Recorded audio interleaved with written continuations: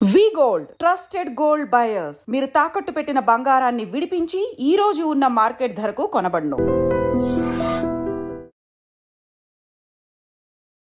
ఈరోజు మనతో ఉన్నారు సర్టిఫైడ్ వెల్త్ మేనేజర్ అయిన మన ఫేవరెట్ రేవంత్ చలమల గారు. మోస్ట్ ఆఫ్ ది ఆడియన్స్ ఎవరైతే మన వీడియోస్ చూస్తారో వాళ్ళు ఇంకా ఫైనాన్షియల్ గాను అండ్ స్టాక్ మార్కెట్ పరంగాను చాలా విషయాలు తెలుసుకోవాల్సి ఉంది. పాయింట్స్, ఎస్ఐపి అంటే ఇది, మ్యూచువల్ ఫండ్ అంటే ఇది, ఇట్లా డెప్త్ గురించి తెలియదు.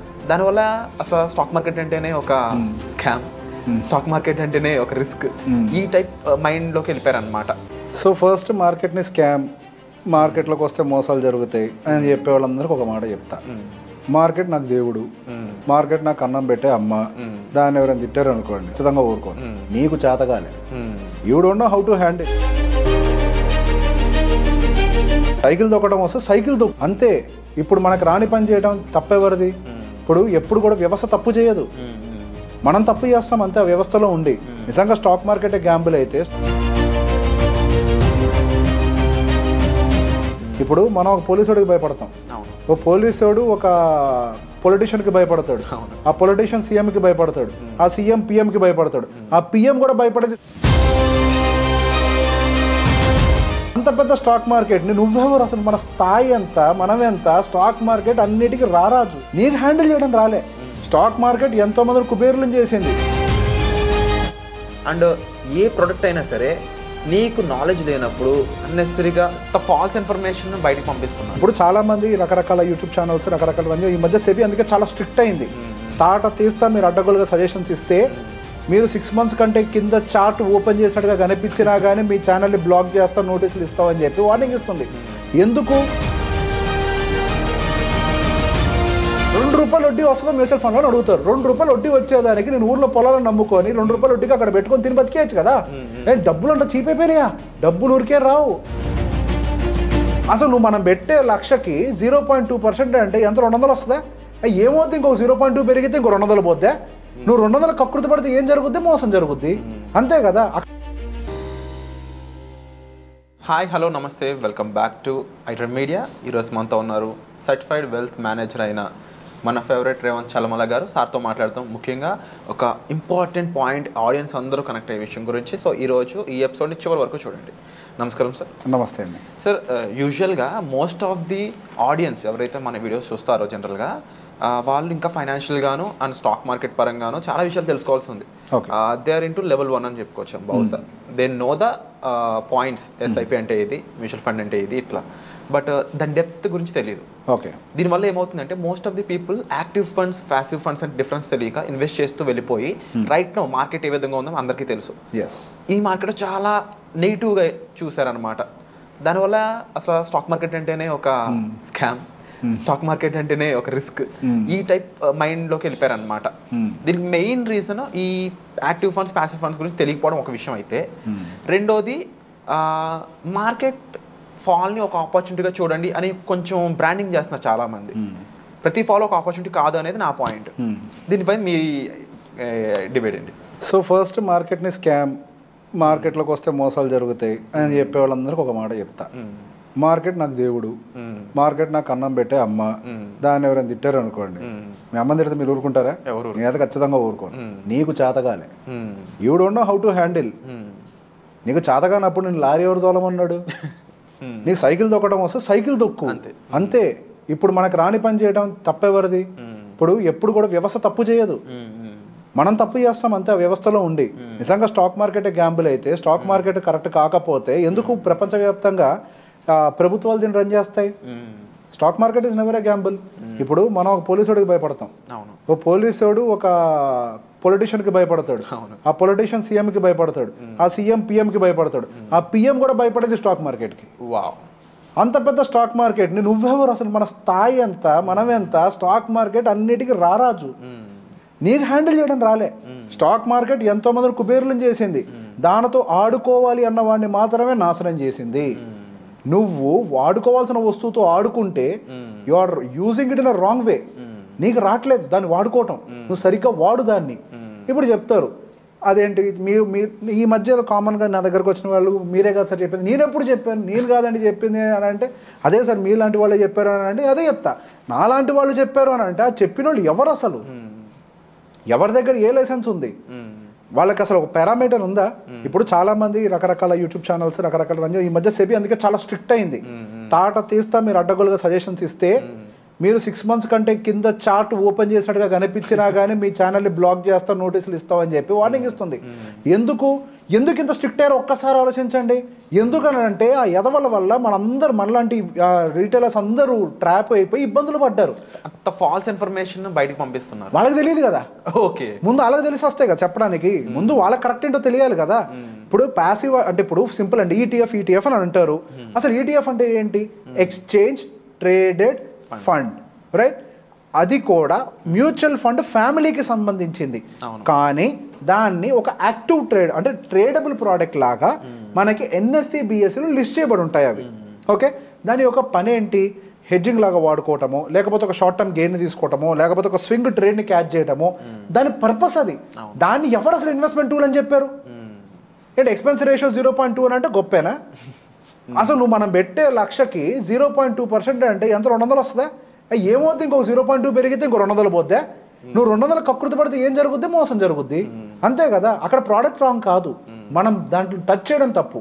సో బేసిక్గా యాక్టివ్లీ మేనేజ్ మ్యూచువల్ ఫండ్ అనేది ఎందుకు గొప్ప? ఎస్, చాలా ఫండ్స్ కొంతమంది అంటారు కొన్ని ఫండ్స్ పర్ఫామ్ చేయవని. ఇక్కడే ఆర్ట్ ఆఫ్ ఇన్వెస్టింగ్ అనేది ఇన్వాల్వ్ అయి ఉంటుంది. సో ఏ టైప్ ఆఫ్ ఫండ్ సెలెక్ట్ చేసుకోవాలి, ఏ టైప్లో ఏ ఫండ్ అనేది కరెక్ట్ అనేది సెలెక్ట్ చేసుకోవడం ఇక్కడ మన ఆర్ట్ ఇన్వాల్వ్ అయ్యేది. మనకి 36 కేటగిరీస్ ఉన్నాయి మ్యూచువల్ ఫండ్స్లో. అందులో సబ్ కేటగిరీస్ ఉన్నాయి. డెప్ట్ అవ్వచ్చు, ఈక్విటీ అవ్వచ్చు, హైబ్రిడ్ అవ్వచ్చు, ఇట్లా రకరకాల అన్ని కలిపి సబ్ కేటగిరీస్ కూడా చాలా ఉన్నాయి. అండ్ అందులో కూడా సెక్టర్ అండ్ థిమాటిక్ ఉన్నాయి. అందులో చాలా బ్రేకప్స్ ఉన్నాయి. సో బేసిక్గా మనకి ఎవ్రీ టైం అన్ని ఫండ్స్ పనిచేయవు. ఇప్పుడు ఎప్పుడైనా ఒక ఫండ్ని సెలెక్ట్ చేసుకునేటప్పుడు ఆ ఫండ్లో వాళ్ళు ఇంటర్నల్ సెక్టర్ అలోకేషన్ దేనికి ఇచ్చారు, ఆ సెక్టర్ అలోకేషన్ ఏ స్టాక్స్కి ఇచ్చారు, అవి ఏ టైప్స్ ఆఫ్ స్టాక్స్, లార్జా, మిడ్డా, స్మాలా, అండ్ వాటి యొక్క వాల్యుయేషన్స్ ఏంటి, అసలు టోటల్ ఫండ్ వాల్యుయేషన్ ఏంటి, ఏమీ చూడకుండా మీరు ఫండ్ కొన్నా తప్పే. ఎవడు చెప్పాడు కళ్ళు మూసుకొని డబ్బులు పెడితే డబ్బులు వస్తాయని? కళ్ళు మూసుకుంటే డబ్బులు వస్తాయని చెప్తే ఇంకో మాట చెప్తా దానికంటే ముందు నాకు ఫోన్ చేసి కొంతమంది ఏమడుగుతారంటే ₹2 వడ్డీ వస్తుందని అడుగుతారు.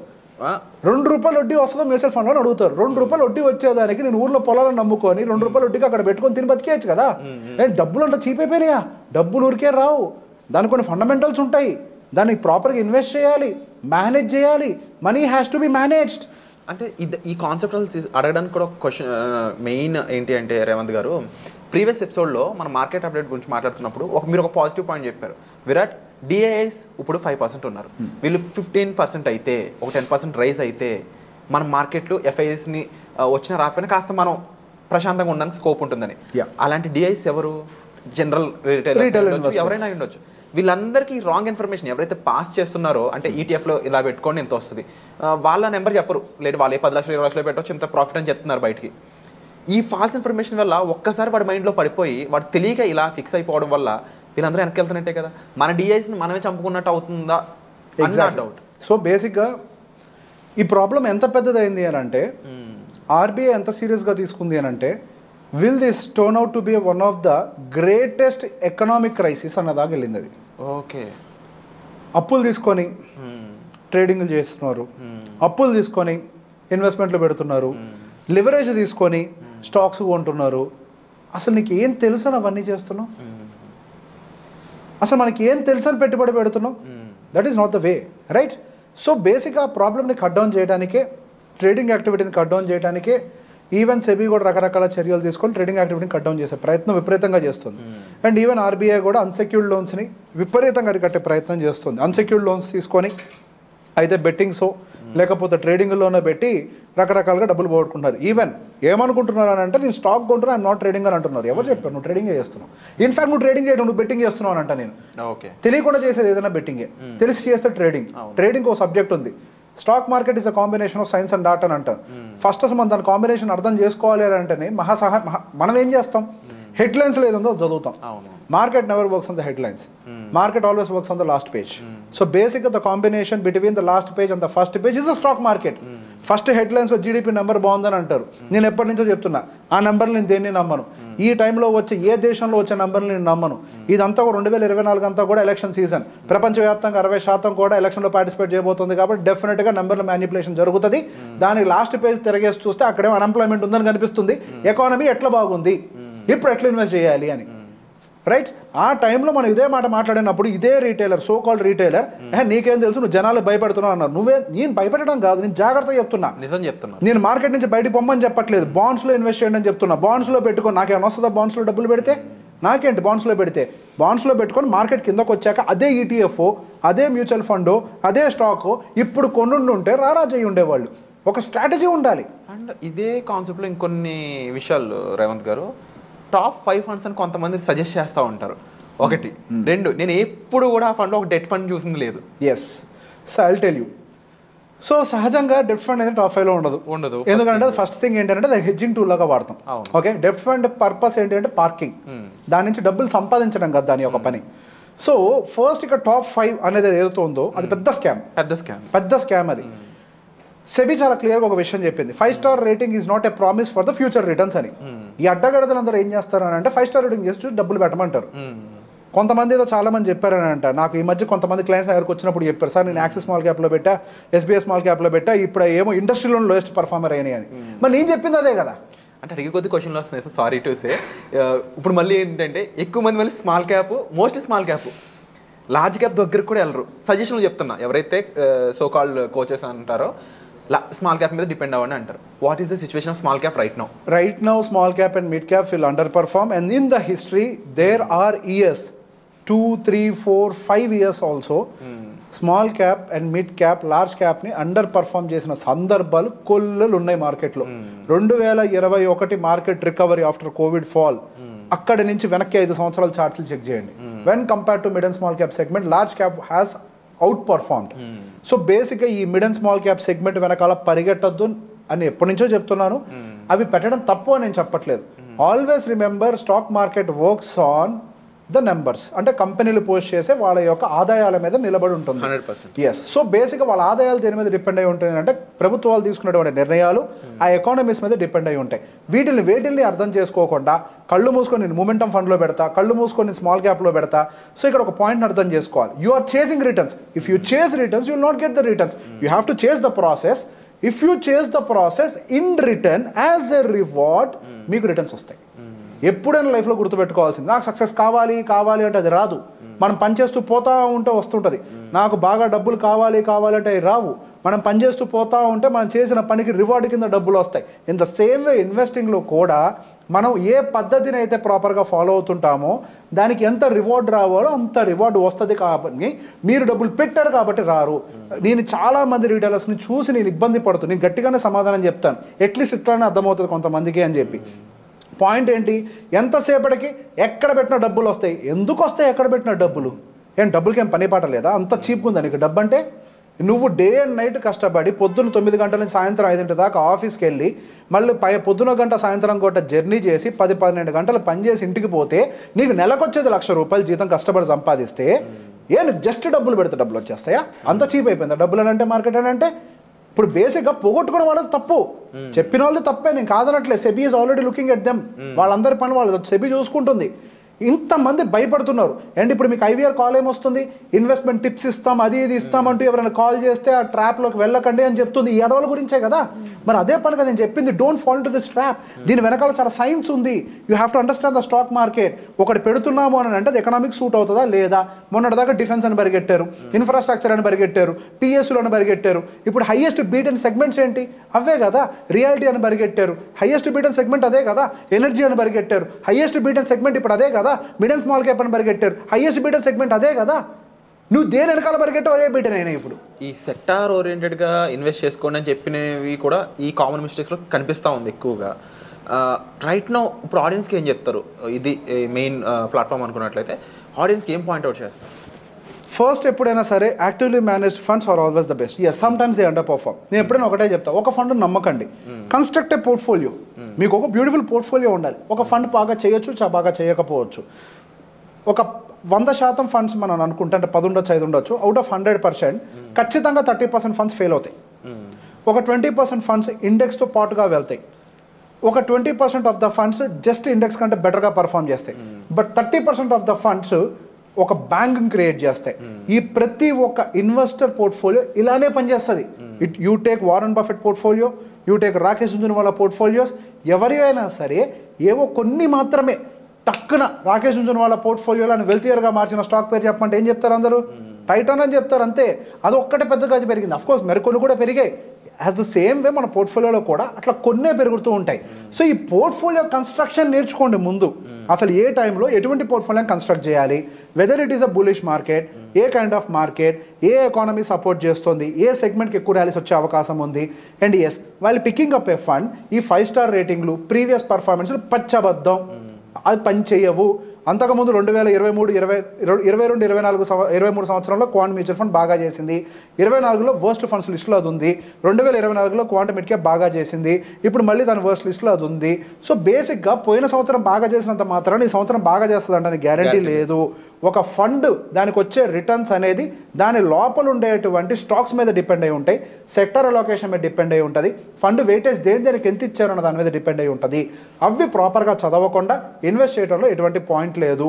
ప్రతిసారి ప్రతి ఫండ్ హౌస్ ప్రతి ఫండ్కి సంబంధించి every month fact sheet release చేస్తుంది. ఫస్ట్ అసలు ఫ్యాక్ట్ షీట్ అంటే ఏంటో తెలుసుకోండి. ఆ ఫ్యాక్ట్ షీట్లో క్లియర్గా మేము పలానా స్టాక్స్లో ఉన్నాం, ఈ మంత్ ఈ స్టాక్స్లోంచి వెయిటేజ్ తగ్గించి ఈ స్టాక్స్లోకి ఎంటర్ అయ్యాం, పలానా స్టాక్స్ నుంచి కంప్లీట్గా ఎగ్జిట్ అయిపోయి పలానా స్టాక్స్ ఫ్రెష్ ఎంట్రీలు తీసుకున్నాం. సో వాటి గురించి అర్థం చేసుకోండి. వీళ్ళు ఇందులోకి ఎందుకు తీసుకున్నారు, ఫండ్ మేనేజర్ కామెంటరీ ఏంటి, ఇవేం చదవడం రావట్లేదు అనుకోండి, ఒక ఎంఎఫ్డి దగ్గరికి వెళ్ళండి, వాడు చదివి పెడతాడు. నేను ఇవ్వను రూపాయి కూడా అంటే నీకెందుకు పని చేస్తారు? ఎవరు నువ్వు అసలు నీకోసం పని చేయడానికి? తెలిస్తే నువ్వు చేయి, తెలియకపోతే go to a nice MFD, ask him to SIT and explain. Sir నా ఫండ్ గురించి నాకు ఎక్స్ప్లెయిన్ చేయండి అని చెప్పండి. అండ్ ఈ మధ్యకాలంలో కూడా డైరెక్ట్ ఇన్వెస్టింగ్ అనేది కూడా బాగా పెరుగుతుంది. Social media is one of the reason. ఇది వాళ్ళని కాస్త కాదు హెవీ రిస్క్లోనే గెంటుతుంది, బట్ వాళ్ళకి తెలియడం లేదు. అండ్ ఈ ఎపిసోడ్లో మనం చాలా విషయాలు అడ్రస్ చేసాం. ముఖ్యంగా తెలుగు స్టాక్ మార్కెట్ పరంగా జరుగుతున్న ఎన్నో మిస్టేక్స్ని ఇక్కడ మీరు అడ్రస్ చేయడం జరిగింది. రాంగ్ సజెషన్స్ కానీ, తెలియకుండా ఇన్వెస్ట్ చేయడం కానీ, అండ్ ముఖ్యంగా యాక్టివ్ ప్యాసివ్ ఫండ్స్ గురించి కానీ, అండ్ ఏ ప్రోడక్ట్ అయినా సరే నీకు నాలెడ్జ్ లేనప్పుడు అన్నెసరీగా దాన్ని బ్లేమ్ చేయడం కానీ, ఇలా ఎన్నో విషయాలు మీరు అడ్రస్ చేయడం జరిగింది. లాస్ట్గా ఒక ఇన్వెస్టర్ ఎవరైనా సరే వాళ్ళు డైరెక్ట్గా ఇన్వెస్ట్ చేయడం ఎంతవరకు కరెక్ట్ అంటారు? నీకు ఆపరేషన్ చేసుకోవడం వస్తే చేసుకో, సింపుల్ అంతే. ఎలాగైనా ఫెయిల్ అవుతుంది అది నాకు తెలియదు, అది మనకు అనవసరం. నువ్వు ఉంటావా పోతావా మాకు అనవసరం. నీకు వచ్చు అని అనుకుంటే చేసుకో, తప్పేం లేదు. ఇప్పుడు డాక్టర్ ఉన్నాడండి, ఆయనకి ఏం ప్రాబ్లం వస్తే ఆయనకైనా సర్జరీ చేయించుకుంటాడు, అయితే వేరే డాక్టర్ వెళ్ళి సర్జరీ చేయించుకుంటాడు, ఆయనకైనా చేసుకోడు కదా, అంతే కదా. మీకు లీగల్ ఇష్యూ ఉంది, నీ కోర్టు మెట్లెక్కి యువర్ ఆనర్ అంటే ఊరుకుంటాడు జడ్జి? లేడు కదా. మరి అంతే కదా, ప్రతి దానికి ఒక ప్రొఫెషనల్ ఉంటాడు, ప్రతి దానికి ఒక నియమం ఉంది, నిబంధన ఉంది. సో బేసిక్గా డైరెక్ట్ అండ్ రెగ్యులర్ ఫండ్స్ అనేవి ఎందుకు వచ్చాయో తెలుసుకోండి. ఫస్ట్ అసలు ఈ రెగ్యులర్ ఫండ్స్ ని మిస్లీడ్ చేశారు యాదవులు అందరూ. ఈ మధ్య ఎంఫీ ఈచి కొడుతుంది ఒక్కొక్కడిని, చెప్తుంది గట్టిగా, అసలు మీకు తెలియకపోతే వెళ్ళండి కానీ డైరెక్ట్లో పెట్టుకోకండి అని చెప్పి. సో ప్రాబ్లం ఎక్కడొచ్చింది? డైరెక్ట్ వర్సెస్ రెగ్యులర్లో జనాలకు తెలిసిన తేడా ఏంటి అంటే ఎక్స్పెన్స్ రేషియో. ఇదే చెప్పాల్సింది, ఎక్స్పెన్స్ రేషియో తేడా. నువ్వు చెప్పాల్సిందే అసలు ముందు ఏదో తెలియదేమో నాకు తెలిసి, వాడికి తెలిసి ఉండాలి కదా ముందు. నువ్వు రెగ్యులర్ ఫండ్లో బాబు, నువ్వు రెగ్యులర్ ఫండ్లో ఉన్నప్పుడు అడ్వైజర్ ఉన్నాడో చూసుకో, ఆ అడ్వైజర్కి ఎంత మంచి నాలెడ్జ్ ఉందో చెక్ చేసుకో. ఆ అడ్వైజర్ బాగుంటే ఆ అడ్వైజర్ త్రూ డైరెక్ట్కి వెళ్ళి రెగ్యులర్కి వెళ్ళు. ఒకవేళ మీకు అడ్వైజర్ లేదు, నీకు బాగా తెలుసు హ్యాండిల్ చేసుకోవడం అని అంటే అప్పుడు నువ్వు డైరెక్ట్కి వెళ్ళు. నీకున్న నాలెడ్జ్కి గాను ఈ రెగ్యులర్ టు డైరెక్ట్ మధ్యలో ఉండే ఎక్స్పెన్స్ రేషియో డిఫరెన్స్ ఏదైతే ఉందో అది నువ్వు మిగుల్చుకోగలుగుతావు. ఒకవేళ నీకు నాలెడ్జ్ లేదు, నువ్వు హ్యాండిల్ చేయలేను, ఎమోషన్స్ ని కంట్రోల్ చేయలేను అనుకున్నప్పుడు ఆ దరువుపై ఆ రెగ్యులర్ బేసిస్ దాంట్లోకి వెళ్తే అవతల వాళ్ళు దానికోసం మీకు గైడ్ చేస్తారు అని. ఇది పాయింట్ 1. ఇక్కడ ఇంకో మాట చెప్తాం. కొంతమంది యాదవులు ఈ మధ్య నేను బాగా చూశాను, ఏంటి అని అంటే నువ్వు కమిషన్ కోసం మాట్లాడుతున్నావు అంటారు. అవునరా భయ్, ఇది నా profession, this is my profession man.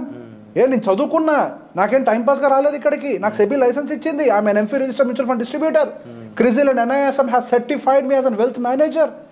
నువ్వు సాఫ్ట్వేర్ ఇంజనీర్ చేస్తున్నావు అని అంటే నువ్వు అడుక్కుంటున్నావు అన్నానా? నేను లేదు కదా. నువ్వు ఖాళీ కూర్చొని కొట్టినందుకు నీకు 3 లక్షల జీతం కావాలని అన్నానా?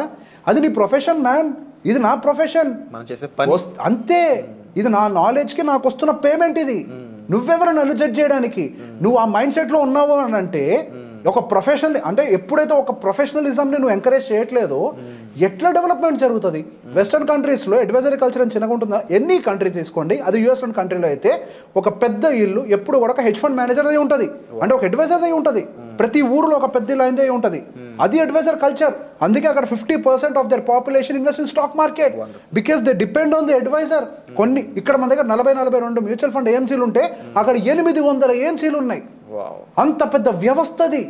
నువ్వు ఆఫ్టర్ ఆల్ నీకు నువ్వు ఒక సింపుల్గా ఒక మాట అనేస్తే నీ మాట చూసి ఇంకొకటి ఎంత మిస్లీడ్ అవుతున్నాడు. అదే జరుగుతుంది. ఈ రోజు ఏం జరిగింది? నీలాంటి ఎదవలు ఇచ్చిన మిస్లీడింగ్ వల్ల ఎంతో మంది డబ్బులు పోగొట్టుకున్నారు, అప్పులు చేసి పెట్టారు డబ్బులు. పాపం తప్పు కదా, ఎంత తప్పది నాకు తెలుస్తుంది. నా దగ్గరకు వచ్చి ఇప్పుడు మీ ఎవరికి పెయిన్ తెలియదు, ఎందుకనంటే మీరు ఎవరితో మాట్లాడి చావలేదు. నేను కదా మాట్లాడేది, రోజు నా కడుపు మండిపోతుంది ఒక్కొక్కరు బాధలు చెప్పుకుంటుంటే. నేను అడిగాను ఎందుకు పెట్టారండి అంటే నా కూతురు పెళ్ళికి ఏదో జరిగిపోద్ది కదా, ఈ డబ్బులు వస్తే అని ఆశపడ్డాను అంటారు. వాళ్ళ ఎమోషన్లో ఎంత ఉంది వెయిట్ నీకు తెలుసా? నువ్వు ఇచ్చే ఒక మిస్లీడింగ్ వల్ల పాపం వాళ్ళు ఎంత ఇబ్బంది పడుతున్నారో నీకు తెలుసా? అసలు ఎంత తప్పది, అసలు ఎంత క్రైమో తెలుసా? అది నీకు లైసెన్స్ లేకుండా ఒక ఫండ్ గురించి అడ్వైస్ చేయడం పెద్ద క్రైమ్. లైసెన్స్ ఉన్న నాకే ఒక ఫండ్ గురించి చెప్పే అధికారం లేదు పబ్లిక్లో. There are certain rules in this India. Guidelines అంత స్ట్రాంగ్గా ఉంటాయి సెబీ గైడ్ లైన్స్ ఎన్నడూ. అందుకే మీరు ఏ ఎంఎఫ్డీ అయినా చూడండి, ఏ ఒక రిజిస్టర్డ్ పర్సన్ అయినా చూడండి, ఒక ఫండ్ పేరు చెప్పరు, అడిగినా చెప్పరు. ఎందుకనంటే చెప్పకూడదని మాకు నియమం రాసి ఉంటుంది. We should not tell, we have to respect the rules. దాని వెనకాల కొన్ని రీజన్స్ ఉన్నాయి. అండ్ డెఫినెట్లీ ఇప్పుడు జరిగిన మార్కెట్ ఫాల్ ఏదైతే ఉందో ఇది చాలా బిగ్గెస్ట్ లెసన్ అయింది అందరికీ, చాలా పెద్ద లెసన్ ఇది. అండ్ ముఖ్యంగా రేవంత్ గారు అడ్రస్ చేసిన ప్రతి పాయింట్ కూడా మీరు అబ్జర్వ్ చేసినట్లయితే మీ సేఫ్టీ గురించి, మీ ఫైనాన్షియల్ బెటర్ ఫ్యూచర్ కోసం కూడా. సో దానికి సంబంధించి యాజ్ అడ్రస్డ్గా చూసుకున్నట్లయితే రైట్ ప్రొఫెషనల్ని మీట్ అవ్వండి, రైట్ గైడెన్స్ తీసుకోండి, రైట్ సజెషన్ తీసుకోండి. దాని ద్వారా మీ ఫైనాన్షియల్ ప్లానింగ్ అనేది పర్ఫెక్ట్గా ఉంటుంది. ఇలాంటి మార్కెట్ ఫాల్ ఎన్ని వచ్చినా కూడా మీరు ధైర్యంగా ఉండడానికి అదే ఒక పెద్ద మెట్టుగా చూడొచ్చు. ఫస్ట్ స్టెప్ అయితే ఇలా తీసుకోండి, ఒక ప్రొఫెషనల్ కలవండి. అండ్ రాంగ్ సజెషన్స్ కానీ లేకపోతే అన్నెసరీ ఇన్ఫర్మేషన్ ఎవరైనా పాస్ చేస్తున్నా 2-3 టైమ్స్ చెక్ చేసుకోండి. ఎందుకంటే end of the day invest చేసింది మీ హార్డ్ అండ్ మనీ, మీరు కష్టార్జితంగా మీరు సంపాదించిన మీ ఓన్ మనీని పాడు చేసుకోవద్దు. మార్కెట్ ఏ విధంగా ఉంటుంది అనేది మనం ఏ సాఫ్ట్వేర్ జాబ్స్ మనకు దానికి సంబంధించి తెలుస్తుంది. మార్కెట్ మనం అనాలిసిస్ చేయలేం, దానికంటూ ప్రొఫెషనల్స్ ఉంటారు. సో ఒక ప్రొఫెషనల్ని గైడ్ని మనం ఉన్నట్లయితే మన లైఫ్లో ఆ లైఫ్ ఫైనాన్షియల్గా సెక్యూర్గా ఉంటుందండి. సో దీనికి సంబంధించి మీకు మరింత ఇన్ఫర్మేషన్ గైడెన్స్ కావాలనుకున్నట్లయితే డిస్ప్లే అవుతున్న నెంబర్స్ కాల్ చేసి మీరు సార్ని సంప్రదించవచ్చు. వచ్చే ఎపిసోడ్లో మళ్ళీ కలుద్దాం. Thank you so much sir, addressing many revolutionary points. Thank you so much. Thank you sir.